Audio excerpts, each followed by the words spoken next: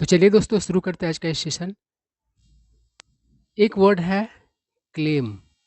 इसका मतलब होता है दावा करना, और ब्लेम का अर्थ होता है इल्ज़ाम लगाना, दोषी ठहराना। ठीक है ना। उसके बाद एक वर्ड यहाँ पर हो सकता है आपके लिए नया हो, कंटेंशन। कंटेंशन मतलब होता है विवाद, कलह। डिसअप्रूव, डिसअप्रूव से डिसअप्रूव्ड बन गया है। तो प्रूव मतलब होता है साबित करना, और डिसअप्रूव मतलब होता है झुठलाना, मतलब गलत सिद्ध करना। अब चलिए पढ़ते हैं, समझ में आ जाएगा सारा बात बहुत ही आसानी से। कड़ा a new social science text book for class 8 released by the NCERT has claimed that historians earlier viewed India's independence mostly as the outcome। Outcome मतलब होता है नतीजा, परिणाम, असर ऑफ द नेशनलिस्ट मतलब राष्ट्रवादी, मूवमेंट मतलब आंदोलन, led by Mahatma Gandhi and the Congress. ठीक है। और लीड से लेड बन गया है LEAD, लीड। लीड मतलब अगुवाई करना, नेतृत्व करना, और लीड से ही क्या बन जाता है, लीडर बन जाता है। मतलब अगुवाई करने वाला, नेतृत्व करने वाला, जिसको लीडर कहा जाता है, नेता कहा जाता है। तो कहने का मतलब है एक नया social science text book class 8 का, मतलब 8वीं क्लास का एक नया सामाजिक विज्ञान का पुस्तक रिलीज किया गया हुआ। किसके द्वारा? तो NCERT के द्वारा। उसने दावा किया है कि इतिहासकार लोग पहले के देखे भारत की स्वतंत्रता को मुख्य रूप से नतीजा के तौर पर। किसका नतीजा? तो राष्ट्रवादी जो आंदोलन महात्मा गांधी के द्वारा और कांग्रेस के द्वारा जो अगुवाई किया गया, उसके नतीजा के तौर पर। कहने का मतलब यही है कि भारत की आज़ादी का श्रेय है ना, क्रेडिट, मतलब कि किसको दिया गया? पहले के इतिहासकारों के द्वारा। तो महात्मा गांधी के द्वारा अगुवाई किए गए आंदोलनों को, और कांग्रेस के द्वारा अगुवाई किए गए आंदोलन को। ठीक है। आई करा अ कंटेंशन मतलब एक विवाद, disapproved by the contents of the old books that are said to be replaced। तो ये तो एक विवाद वाली बात हो गई कि आप कह दिए कि भारत को जो आज़ादी मिली वह परिणाम किसका था? तो महात्मा गांधी के द्वारा चलाए गए आंदोलनों का, या फिर कांग्रेस के द्वारा चलाए गए आंदोलनों का, है ना। बहुत लोग इसको नहीं मानेंगे, और इस विचारधारा को मतलब कि एक कंटेंशन, एक मतलब कि विवाद हो गया। और इस विवाद को झुठलाया कौन? तो जो कंटेंट्स थे पुराने किताबों का, उन किताबों ने, मतलब वे किताब कहते थे कि नहीं, बात सही है, इस पे विवाद करने की ज़रूरत नहीं है ना। मतलब फेवर करते थे ओल्ड बुक्स किसका? तो महात्मा गांधी के द्वारा चलाए गए आंदोलनों का, और कांग्रेस के द्वारा चलाए गए आंदोलनों का, है ना। और उन बुक्स के बारे में कह रहा है they are set to be replaced. जो बुक्स क्या होने वाले हैं? तो बदलने जाने वाले हैं, मतलब उनका जगह कोई और बुक लेने वाले हैं। ठीक है ना। मतलब जो विवाद खड़ा हुआ, उस विवाद को झुठला देता था। कौन सा चीज़? तो पुरानी किताब है। कोई अगर कहने के लिए तैयार होता था कि नहीं, सिर्फ महात्मा गांधी के द्वारा आज़ादी नहीं मिला, तो बुक्स क्या करता था, महात्मा गांधी के फेवर में बात करता था, मतलब वैसा कंटेंट्स था उसमें। ठीक है ना। और उन किताबों को अब मतलब कि बदला जाने वाला है। वे किताब अब क्या है? तो बदलने वाले हैं। देखिए क्या कह रहा है, part 2 of exploring society. Exploring society का पार्ट 2, इंडिया एंड बियॉन्ड, है ना। ये टाइटल है बुक का। Released by the text book, text book के द्वारा जारी किया गया। टेक्स्ट बुक बॉडी, बॉडी मतलब ऑर्गेनाइजेशन होता है, बॉडी मतलब शरीर भी होता है। लास्ट वीक बीते सप्ताह, स्टेट्स डैट मतलब कि स्टेटमेंट देता है कि द कंट्रीज फ्रीडम मतलब देश का आज़ादी वाज हार्ड वॉन, वह कैसा था, तो संघर्ष से प्राप्त किया गया हुआ था। हार्ड वॉन मतलब संघर्ष से प्राप्त किया गया हुआ। And a collective victory, victory मतलब जीत और कलेक्टिव मतलब सामूहिक। इंडिविजुअल मतलब होता है व्यक्तिगत और कलेक्टिव मतलब होता है सामूहिक। ठीक है ना। तो पहले वाली किताब में और अब की किताब में समझो कि विचारधारा का तो अंतर हो गया। ठीक है ना। क्या कह रहा है, हिस्टोरियंस हैव डिबेटेड, डिबेट मतलब तर्क वितर्क करना, मतलब इतिहासकारों ने तर्क वितर्क किया है। The causes for Britain's exit from India मतलब भारत से ब्रिटेन का जो निष्कासन है, बाहर जाना है, उसके कारणों का तर्क वितर्क किया कि आखिर अंग्रेज बाहर गए कैसे। कह रहा है कि द अर्लियर व्यू पहले वाले नज़रिया वॉज डैट था कि it was mostly thanks to Mahatma Gandhi मतलब मुख्य रूप से महात्मा गांधी के कारण था, है ना। पहले वाले जो विचारधारा थी उसके अनुसार मतलब अंग्रेजों का बाहर जाना महात्मा गांधी के कारण था। देखिए थैंक मतलब धन्यवाद देना होता है और थैंक्स टू का मतलब होता है के कारण। ठीक है ना, इस बात को आप लोग समझिएगा। आई क्या करा, हिज डॉक्ट्राइन करा है कि महात्मा गांधी के कारण और उनके सिद्धांतों के कारण, डॉक्ट्राइन मतलब विचारधारा, सिद्धांत, मत, ऑफ नॉन वायलेंस मतलब अहिंसा, एंड द कांग्रेस पॉलिसीज और कांग्रेस की नीतियाँ। ठीक है ना। तो पहले का नज़रिया था कि देखिए गांधी जी के कारण और उनकी जो सत्य अहिंसा के सिद्धांत थे उसके कारण और कांग्रेस की नीतियाँ थी उसके कारण जो है अंग्रेज बाहर भागे। ठीक है ना। करा this view has given way, give way मतलब ढह जाना होता है, कोई मकान अगर गिव वे कर दिया तो ढह गया, कोई आदमी गिव वे कर दिया तो मतलब समझो कि वो टूट गया, है ना, हार मान लिया। और तो यही सेंस है, दिस व्यू हैज़ गिवन वे। तो ये जो नज़रिया है वह क्या किया है, तो अब घुटने टेक दिया है टू अ रिकग्निशन, एक स्वीकृति के सामने, है ना। रिकग्निशन मतलब पहचान भी होता है और स्वीकृति भी होता है। डैट कि multiple other factors were also at work मतलब कि बहुत से अन्य भी फैक्टर्स थे जो मतलब कि प्रभाव डाले। कराए कि द पॉपुलर अपराइजिंग मतलब लोकप्रिय बगावत, अपराइजिंग मतलब बगावत होता है, विद्रोह होता है।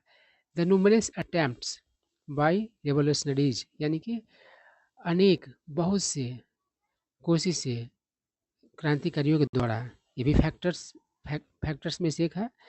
द म्यूटिनीज, म्यूटिनी मतलब होता है बगावत, है ना।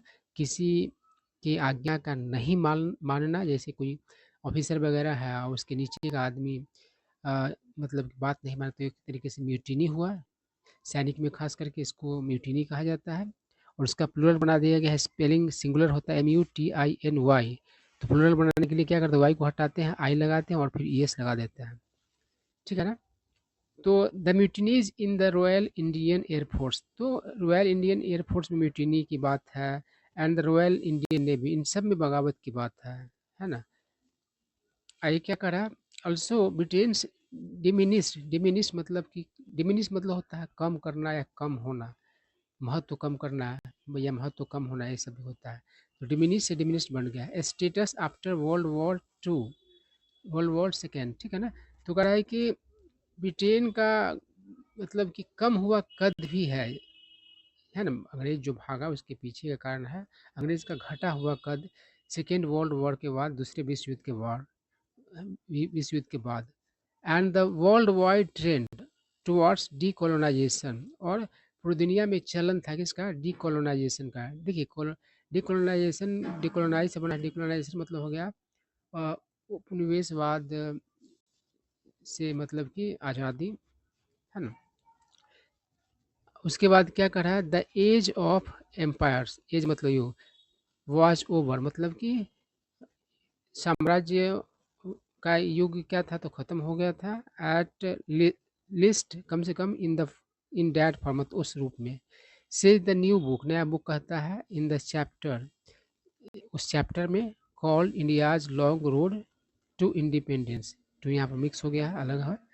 तो एक चैप्टर है उसका नाम है India's long road to independence, इसमें कहा गया है ये सारी बात। कह रहा है कि फ्रॉम 1857 टू 1947, 1857 से 1947 तक, फॉर 90 लॉन्ग ईयर्स, 90 वर्षों की कार्यकाल की बात, 90 वर्षों के समय की बात है। जनरेशंस ऑफ इंडियंस फॉट, मतलब कि कई जनरेशंस भारत के क्या किए थे, लड़े। सफर्ड यानी कि पीड़ित हुए, एंड सेक्रीफाइस्ड यानी कि बलिदान दिए, देमसेल्फ मतलब खुद का, फॉर दिस ऑब्जेक्टिव मतलब इस उद्देश्य के लिए, मतलब आज़ादी के लिए। फ्रॉम रेवोल्यूशनरीज मतलब क्रांतिकारियों से लेकर, टू फार्मर्स मतलब किसानों तक, एवरी एक्ट ऑफ डिफाइंस मतलब डिफाइंस का हर काम, डिफाइंस मतलब होता है किसी की बात को नहीं मानना।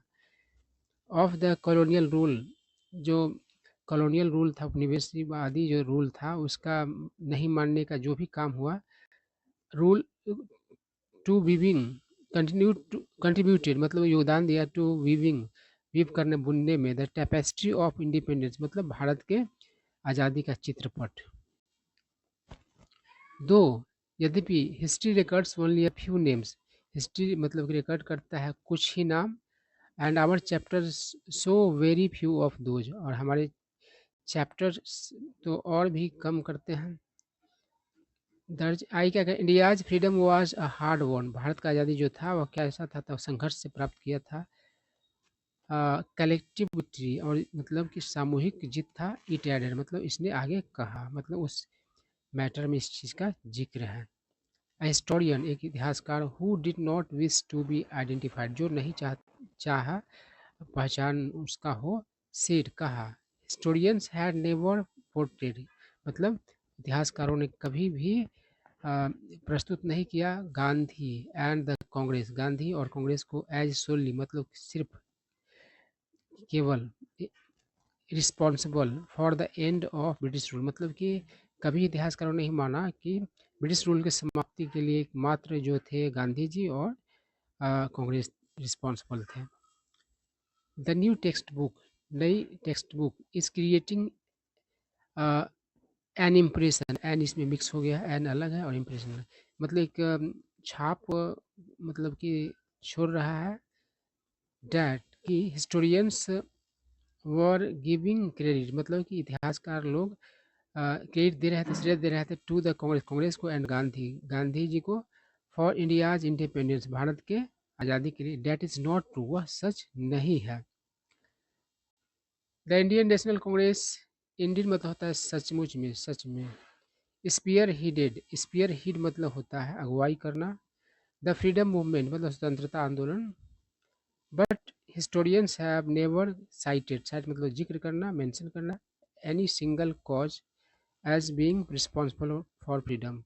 अब देखिए क्या कर रहा है, भारतीय राष्ट्रीय कांग्रेस सचमुच में अगुवाई किया स्वतंत्रता आंदोलन का, बट लेकिन इतिहासकार ने कभी भी जिक्र नहीं किया कोई भी single cause as being responsible मतलब कि जो जिम्मेवार हो किसके लिए, तो फ्रीडम के लिए। द ओल्ड टेक्स्ट बुक्स, पुराने टेक्स्ट बुक्स हैव आउटलाइन मतलब कि आउटलाइन किया है, मतलब कि समझो उस बात का ब्यौरा दिया है, बताया है। ऑल द इम्पोर्टेंट इवेंट, सारे महत्वपूर्ण घटनाओं का, लीडिंग टू फ्रीडम जो मतलब कारण बने स्वतंत्रता का, ही सेड उसने कहा।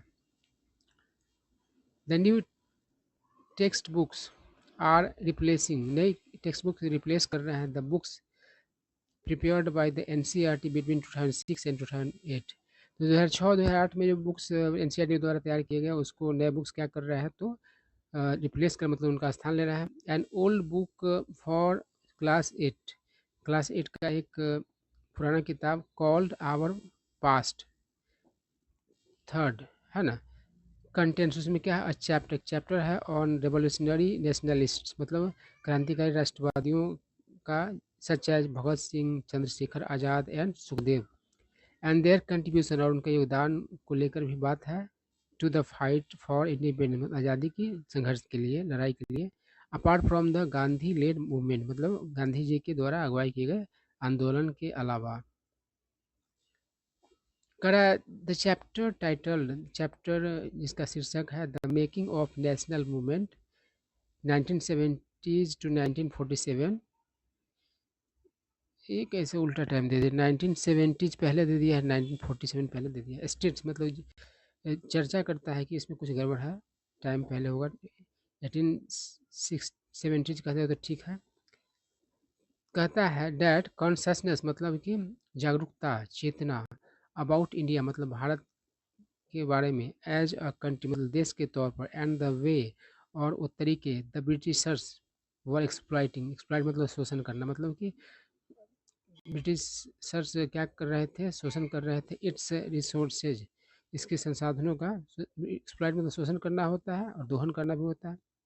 इमर्ज मतलब कि आया सामने इन द 1850 1850 में, एंड स्पॉन्ड और पैदा किया, स्पॉन्ड मतलब अंडा देना भी होता है, पैदा करना मतलब बहुत सारा उत्पन्न करना होता है। पॉलिटिकल आउटफिट्स मतलब कि बहुत सारे संगठनों को क्या किया, उत्पन्न किया, सच एज पूना श्रमजीवी सभा, इंडियन एसोसिएशन, मद्रास महाजन सभा and the Bombay presidency association. Another text book for class 12th मतलब क्लास 12th का एक अन्य book, themes in Indian history part 3 है ना, रिकाउंट्स वह क्या करता है, तो बताता है हाउ किस तरह से द नेशनलिस्ट मूवमेंट राष्ट्रवादी आंदोलन वाज इंस्पायर्ड मतलब कि प्रेरित था, by the sipahi mutiny of 1857 मतलब सिपाही बगावत जो था 1857 का, उससे। The nationalist movement in the 20th century 20वीं शताब्दी में राष्ट्रवादी आंदोलन, ड्रू इट्स इंस्पायरेशन मतलब उसको प्रेरणा मिला, फ्रॉम द इवेंट्स ऑफ 1857 1857 के घटनाओं से। A whole world of nationalist imagination was woven around the revolt, पूरा दुनिया जो है राष्ट्रवादी कल्पना का वह बुना गया आंदोलन के चारों ओर करा। It was celebrated as the first war of independence, इसको सेलिब्रेट किया गया मतलब कि पहला as the first war of independence आज़ादी का पहला लड़ाई के तौर पर, इन विच जिसमें all sections of the people of India came together, जिसमें भारत के हर तबके के लोग साथ आए, टू फाइट मतलब लड़ाई करने के लिए, अगेंस्ट इम्पीरियल रूल मतलब कि साम्राज्यवादी हुकूमत के खिलाफ। A chapter title rebels and the Raj states, एक चैप्टर है rebels and the Raj states, इसमें इस चीज़ का जिक्र है, ठीक है ना, समझ गए आप सारी बातों को। चलो यहाँ पर एक आउटलाइन वर्ड है ना, तो आउटलाइन का मतलब होता है खाका तैयार करना, किसी चीज़ की मुख्य, किसी चीज़ के बारे में मुख्य मुख्य बातें जो करना होता है उसे भी आउटलाइन करना कहा जाता है। तो आई होप आप लोगों को सारा बात समझ में आया होगा।